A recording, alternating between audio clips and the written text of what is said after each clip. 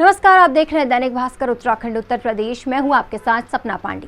आइए डालते हैं एक नजर उत्तराखंड उत्तर प्रदेश की खबरों पर। भ्रष्टाचार मुक्त उत्तराखंड बनाने को आयोजित कार्यक्रम में सीएम धामी ने की घोषणा। विजिलेंस के लिए होगा 2 करोड़ रुपए का रिवॉल्विंग फंड। साल 2025 तक उत्तराखंड भ्रष्टाचार मुक्त हो जाएगा।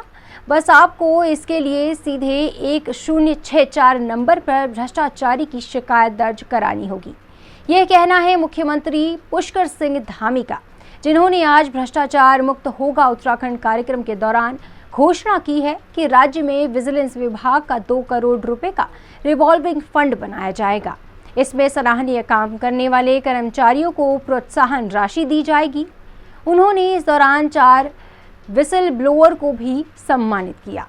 तो वहीं उत्तराखंड विजिलेंस विभाग के मुखिया आईजी अमित सिन्हा ने कहा कि अभी तक हमें 5000 से ज्यादा शिकायतें प्राप्त हुई हैं और दोषियों को बख्शा नहीं जाएगा।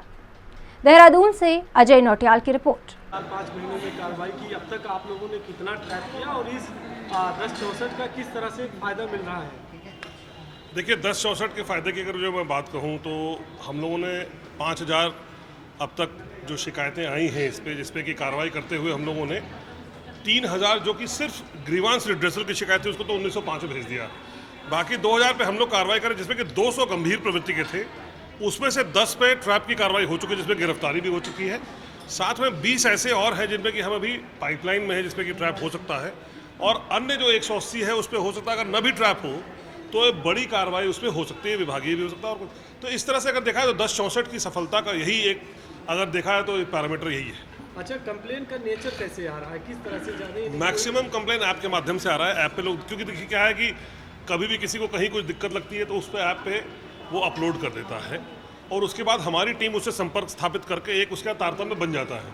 इसमें अगर कोई अपनी गोपनीय करना चाहता है अपनी आइडेंटिटी तो उसको उसका भी प्राविधान किया जाता है। तो तहसील में भी जब तहसील दिवस होगा उसमें भी विजिलेंस के रहने के लिए भी सुझाव दिया गया है। हाँ, देखिए इसका पूरा पर्पस ये था कि ये अवेयरनेस है। मैं ये मानता हूँ कि प्रिवेंटिव विजिलेंस सबसे महत्वपूर्ण है, क्योंकि किसी को पकड़ना किसी को नहीं अच्छा लगता है। अगर माहौल में ही इस तरह का एक हिडन भय हो, एक छुपा हुआ भय हो कि भाई विजिलेंस पकड़ सकती है आपको, तो शायद इसी पे करप्शन रुक जाए। तो हम लोग सब यही चाहते हैं। भाई कोई अपने बच्चे को घूस देना नहीं सिखाता, कोई अपने बच्चे को ये नहीं सिखाता कि तुम गलत काम करो अपने स्कूल में, लेकिन फिर भी वो ऑफिस में गलत काम करता है। तो कोई दिल से, इसका मतलब कोई व्यक्ति चोर नहीं होता है, उसको परिस्थितियां वैसा बनाती है कि वो करने को मजबूर हो जाता है। तो विजिलेंस, इसलिए प्रिवेंटिव विजिलेंस की बात हम लोग कर रहे हैं बार बार, ताकि प्रिवेंटिव विजिलेंस में हम तहसील में जाके, जिलों में जाके, जहाँ भी पब्लिक मिले वहाँ उनको समझाएं, उनको बताएं इसके ये प्रावधान है, इस पर आपको कार्रवाई हो सकती है। अच्छा सिन्हा जी, अपर मुख्य सचिव राधा रतूड़ी जी ने कहा प्राइवेट के अगर कोई मामले आते हैं तो उसको भी आप लोग संज्ञान लें पुलिस के जरिए कराएं। देखिए, ये बिल्कुल सही कहा। यद्यपि यहाँ मैं विजिलेंस के निदेशक के रूप में बात कर रहा हूँ तो मैं नहीं कह सकता कि इस पर कुछ कर विजिलेंस सकती है। हाँ, लेकिन ज़रूर है कि एज पुलिस ऑफिसर मैं आपको बता सकता हूँ कि विजिलेंस न भी करे तो पुलिस अधिकारियों को अधिकार है, कोई इस तरह का कार्य होता है तो उस पर वो कार्रवाई कर सकती है। सर, भ्रष्टाचार मुक्त उत्तराखंड का जो संकल्प मुख्यमंत्री जी ने दोहराया है, इसके लिए सबसे बड़ी चुनौतियाँ क्या है आप लोगों के सामने जमीन को उतारने की? देखिए, मैं सबसे बड़ी चुनौती इसका मानूंगा प्रचार प्रसार। और जैसे मैंने अभी बताया कि जब तक कि ये हर सरकारी अधिकारी, तब तक ये हमारी चुनौती है। ठीक है, धन्यवाद। अप्रैल माह में इसको जारी किया था और तब से लेकर बहुत सारी जगह पर इस पर कार्रवाइयाँ हुई हैं। और ये हमारा उत्तराखंड को भ्रष्टाचार मुक्त उत्तराखंड, पारदर्शी व्यवस्था यहाँ पर बनाने के लिए, पारदर्शी व्यवस्था को लागू करने के लिए, जन जन की सुविधा के लिए, उत्तराखंड को देवभूमि के स्वरूप में पुनः रूप से उसको बनाने के लिए जो हमने नंबर जारी किया था, उस पर अभी तक 5000 से ज़्यादा लोगों ने अपनी बात करी है, अपनी शिकायत दर्ज करवाई है और सभी पर कार्रवाइयाँ हुई हैं। कुछ भ्रष्टाचार से संबंधित थी और जो भ्रष्टाचार से संबंधित नहीं थी उनको दूसरे पोर्टल पर जो हमारा 1905 है उस पर भी ट्रांसफ़र किया गया है। और आगे आज हमने जो, चूँकि हमारा यहाँ का ढांचा थोड़ा पुराने समय से बना हुआ था जिसमें और ढांचे में लोगों की आवश्यकता है और उसको सशक्त बनाने की ज़रूरत है, तो इस ढांचे का पुनर्गठन किया जाएगा जल्दी। और विजिलेंस को काम करने के लिए रिवॉल्विंग फंड की जो ज़रूरत होती है उसके लिए भी आज हमने 2 करोड़ रुपए की धनराशि का प्रावधान करने का ये घोषणा की है। और साथ ही साथ जो लोग इसको सहायता के रूप में आगे आते हैं, अपनी धनराशि देते हैं, उनकी धनराशि मिलने में काफ़ी लंबा समय लग जाता है, 10 साल 5 साल लग जाते हैं। उनके लिए हमने कहा है कि अगले 15 दिनों में, जिस दिन से वो केस रजिस्टर्ड होगा उसके 15 दिनों के अंदर उनकी धनराशि लौटाई जाएगी। और भी जो समय समय पर ज़रूरत होगी इसमें हम लोग करेंगे। क्योंकि पिछले साल हम लोगों ने ये उद्योग मित्रों की एक बैठक यहाँ पर करी थी, उसमें लगभग 77 से भी ज़्यादा उन्होंने अपनी ज़रूरत समस्याएं बताई थी। उसमें से 60 के लगभग चीज़ों का उनका समाधान हो गया। जो बची हुई हैं उन पर कुछ पर काम चल रहा है और कुछ निस्तारित हो गई हैं। अभी हमने लैंड बैंक हो, पर्यटन की नई नीति हो, उद्योगों की जो पुरानी नीति है उसमें कुछ संशोधन के विषय हैं, एकल खिड़की जो हमारा सिंगल विंडो सिस्टम है, उन सभी को यहाँ के उद्योगों के अनुरूप उनको बनाने का हम लोग काम कर रहे हैं और लोकल उत्पाद उनको आगे बढ़ाने का काम कर रहे हैं। और जो हमारे अभी जो लगे हुए उद्योग हैं उनको संचालित करने वाले हमारे उद्योग मित्र हैं, उद्योगपति हैं, उन सभी को हमने कहा है कि आप हमारे ब्रांड एम्बेसडर हैं और आप लोगों को लाइए यहाँ पर, आप मुख्य आधार स्तंभ हैं। हमारी सरकार सबका स्वागत करेगी। उसके अनुरूप चूँकि उत्तराखंड के अंदर उद्योगों के लिए भी एक अच्छा एटमॉस्फेयर अब बन रहा है, लोग यहाँ पर आने के लिए तैयार हैं। हमारी सरकार उन सभी का स्वागत करने के लिए तैयार है। पूरी तैयारी है। उसी के लिए सीएम साहब ने रिवॉल्विंग फंड की भी घोषणा करी है कि विजिलेंस के पास एक धनराशि हो जिससे वो प्रोत्साहित कर सकें विसल ब्लोअर्स को भी और कर्मचारियों को भी। और ईडी, सीबीआई, इनकम टैक्स के साथ उनका इंटेलिजेंस शेयरिंग नियमित रूप से होना चाहिए, जिससे जो बड़े भ्रष्टाचारी हैं उन पे लगाम कसी जाए और उनको जेल भिजवाया जाए। Thank you. लक्सर में आंदोलन की तैयारी में जुटा उत्तरीय रेलवे मजदूर यूनियन जर्जर पड़े आवासों और पेयजल की व्यवस्था न होने से है परेशान। लक्सर में रेल प्रशासन और स्थानीय अधिकारियों की मनमानी के खिलाफ उत्तरीय रेलवे मजदूर यूनियन आंदोलन की तैयारी में जुट गया है। दरअसल लक्सर की तमाम रेलवे कॉलोनियों में आवासों की हालत बेहद जर्जर हो चुकी है। इतना ही नहीं, वहां पेयजल की व्यवस्था भी दयनीय परिस्थितियों में है, जिस पर कर्मचारियों और संगठन के पदाधिकारियों द्वारा कई मर्तबा लिखित और मौखिक रूप से शिकायतें की जा चुकी हैं, मगर इसके बावजूद भी समस्या यथावत बनी हुई है, जिसे लेकर यूनियन ने अब आवाज़ उठाना शुरू कर दिया है।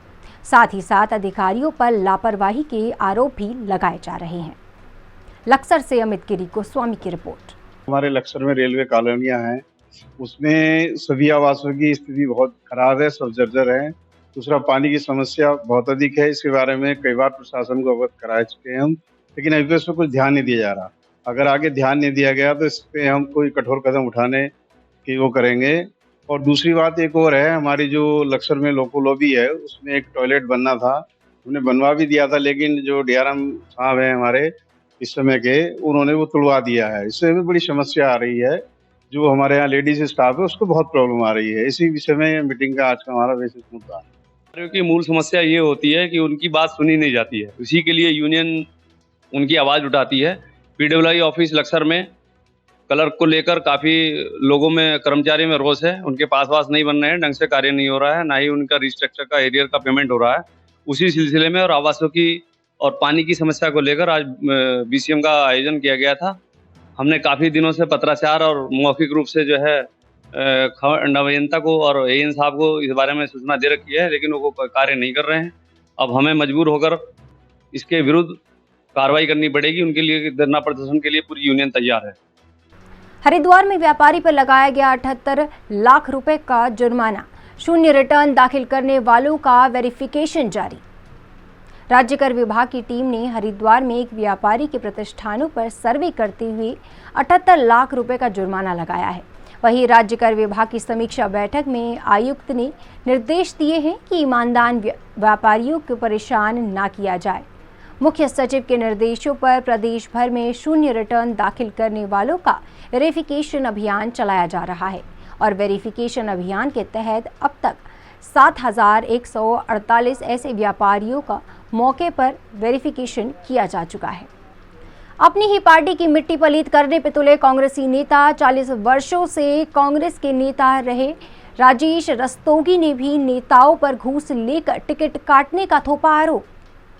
उत्तराखंड कांग्रेस सेवा दल के प्रदेश अध्यक्ष, कांग्रेस में 40 वर्षों से दिग्गज नेता की भूमिका निभाने वाले राजेश रस्तोगी ने अपनी ही पार्टी के दिग्गज नेताओं पर गंभीर आरोप थोप दिए हैं।